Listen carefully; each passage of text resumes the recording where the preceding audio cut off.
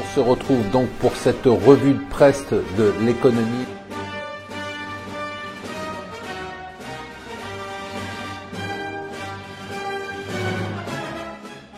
Bonjour et bienvenue sur Mon Financier pour la revue de presse de l'écho. Nous sommes le jeudi 5 janvier. La nouvelle du jour dont tout le monde se fout, c'est que j'ai la crève et que ça m'énerve.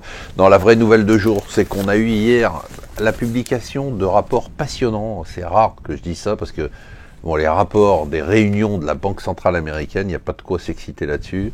Mais là, c'était passionnant d'abord parce que c'était la réunion où on a eu la hausse des taux, mais surtout parce que c'est la réunion dans laquelle on remarque et on voit l'omniprésence du stress vis-à-vis de la politique de Trump. Alors c'est amusant, ils ne font que parler des perspectives de la présidence Trump sans le citer une seule fois, c'est quand même un exploit.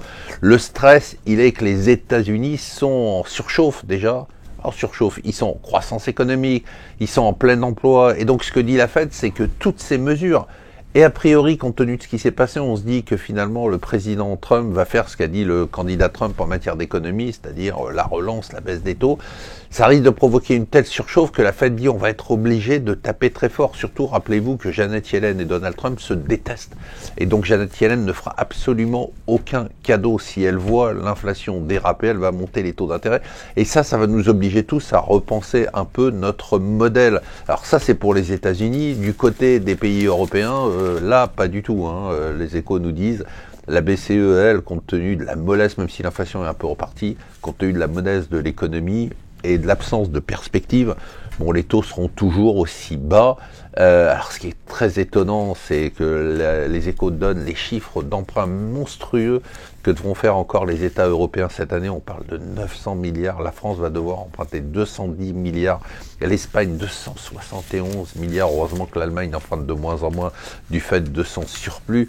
Ce qui est monstrueux, surtout, c'est le coup de bol de la France. C'est-à-dire que la France, on apprend qu'elle va emprunter aujourd'hui à 50 ans, à moins de 2%, et qu'il y a une ruée d'investisseurs. C'est-à-dire qu'un pays qui a une dette, un déficit, qui n'a fait aucune réforme, c'est quand même la prime au cancre grâce à la BCE.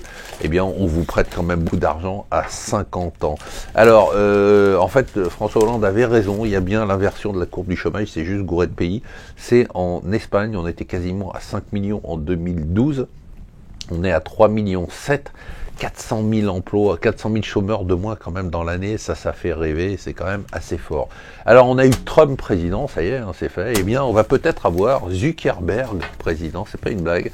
Il entame un tour des États-Unis, il va faire la visite de 31 États cette année.